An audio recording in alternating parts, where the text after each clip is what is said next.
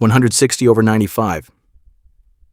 You look at the monitor in the ER and you think there must be a mistake. You ask the nurse to check it again. Because that number belongs to someone who eats fast food 3 times a day. It belongs to someone who smokes, who carries too much weight, who never exercises. It shouldn't belong to you. You are the person who does everything right. You follow the rules. You cook at home. You've cut the salt shaker out of your life years ago. You get your 7 to 8 hours of sleep. You walk every single morning. Your BMI is perfect. By every definition in the medical textbooks, you are healthy. But the numbers don't lie. You are walking around with a ticking time bomb in your chest. The doctors call it the silent killer because you don't feel it until it's too late. And the frustration is overwhelming. You feel betrayed by your own body. You ask yourself, why is this happening when I am trying so hard? Here is the truth that most standard advice misses. We have been taught to look at blood pressure like basic plumbing. The old logic goes like this. If you eat salt, your body holds water. If you have more water in the pipes, the pressure goes up. So, the solution seems obvious. Dump the water, cut the salt, and the pressure drops. For 60% of people, that logic works. But for you, you stopped the salt and the pressure stayed high. Why? Because you are trying to bail water out of a bathtub with a teaspoon while the faucet is still running wide open.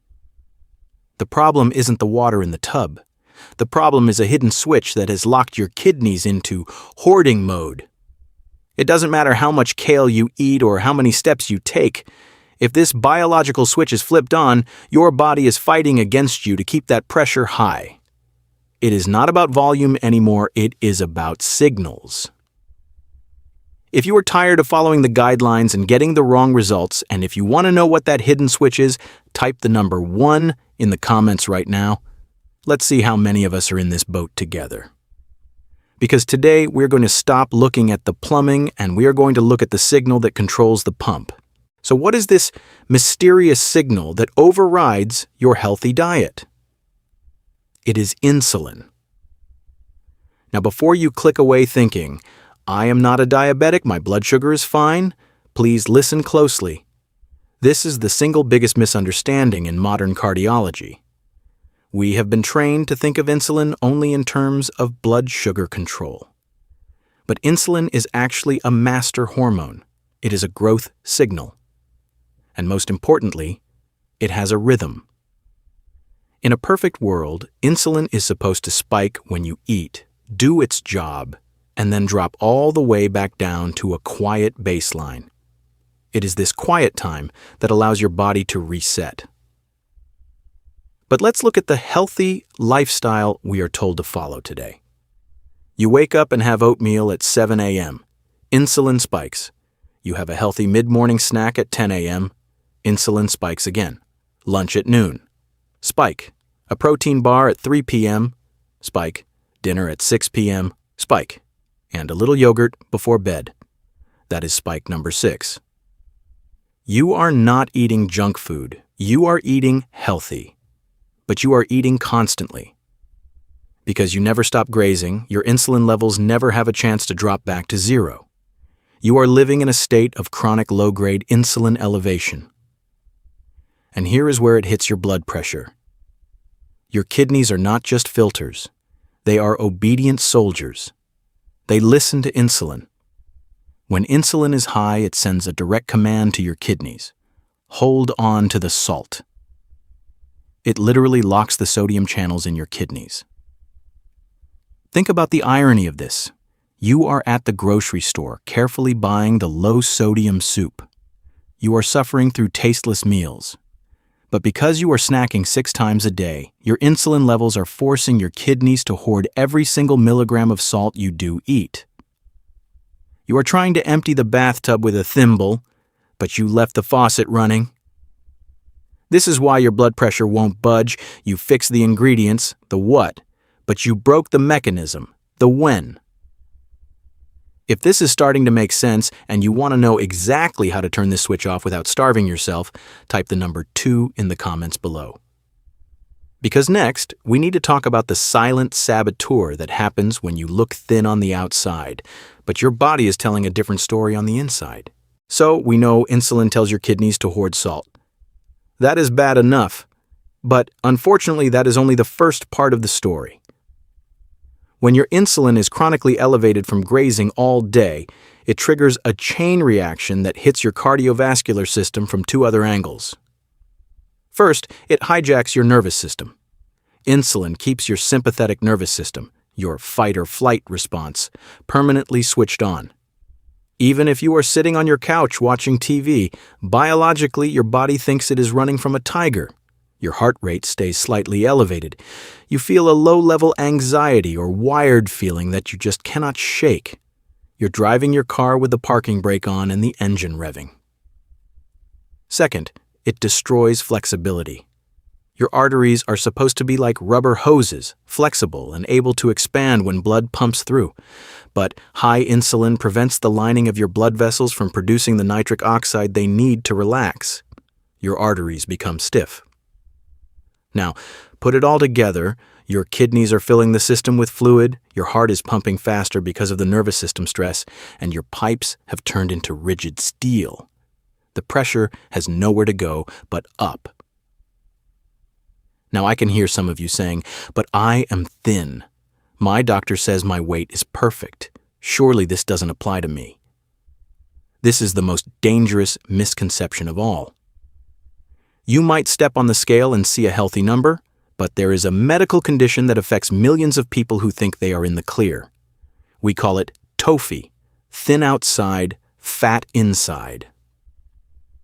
You can have a perfect BMI, but deep inside your abdomen, wrapped around your liver and your pancreas, is a hidden layer of visceral fat.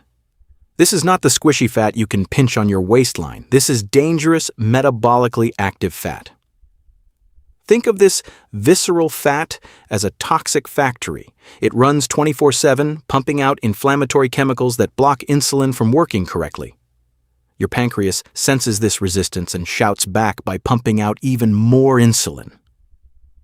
It becomes a vicious cycle. The stress, the poor sleep, the occasional glass of wine, and the constant snacking all feed this hidden fat. The fat creates resistance. The resistance raises insulin, and the insulin keeps your blood pressure sky high. You have been fighting the wrong enemy. You have been fighting salt, when the real battle is against this metabolic noise. We have identified the problem. We know why the standard advice failed you. Now we need to fix it. And the good news is, you do not need a prescription to do it. You just need a clock. If you are ready to learn the exact protocol to reset this system and finally lower that pressure, type the number 3 in the comments. Because in the next part, I am going to give you the specific time strategy that research shows can reverse this process. Here is the protocol. It is not about starving yourself, it is about giving your body the one thing it has been begging for: rest. The first and most powerful tool is compressing your eating window. Instead of spreading your meals across 14 or 16 hours, from your first coffee to that late-night snack, you need to shorten that window to 10 hours, or ideally, 8 hours.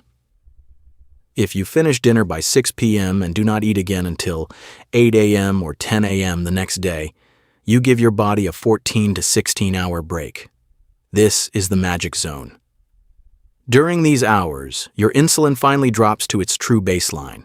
The command to your kidneys to hoard salt is canceled. The sodium gets flushed out, the water follows, and the pressure in the pipes comes down naturally. The second tool is timing. You have to earn your carbohydrates. The best time to eat your biggest meal or any foods that spike blood sugar is immediately after you exercise. When you walk, lift weights, or swim, your muscles become like dry sponges for glucose. They soak up the energy from your food without needing a massive spike of insulin to do it. You are using your anatomy to bypass the problem. And finally, the non-negotiable factor, sleep. You cannot fix high blood pressure if you are sleeping 5 hours a night. Sleep is when your hormonal system recalibrates. Chronic sleep deprivation mimics insulin resistance. It keeps your cortisol high and your blood vessels tight. Prioritizing 7 to 8 hours of quality sleep is as powerful as any medication in your cabinet. So look at the big picture. You have been playing a game of whack-a-mole with salt and stress, but the real driver was the timing of your life. By eating less often, moving before you eat, and sleeping enough to recover, you are not just treating a number on a monitor. You are fixing the metabolic engine of your body. Please do not stop your medication cold turkey. Talk to your doctor. Tell them you are making these lifestyle changes. As your insulin drops, your blood pressure will likely follow, and your doctor may need to adjust your prescription because your body is finally starting to work the way it was designed to. You are not broken. You just needed the right instruction manual. If you found value in this deep dive, please share this with someone you love who is struggling with their numbers. Together, we can turn the pressure down.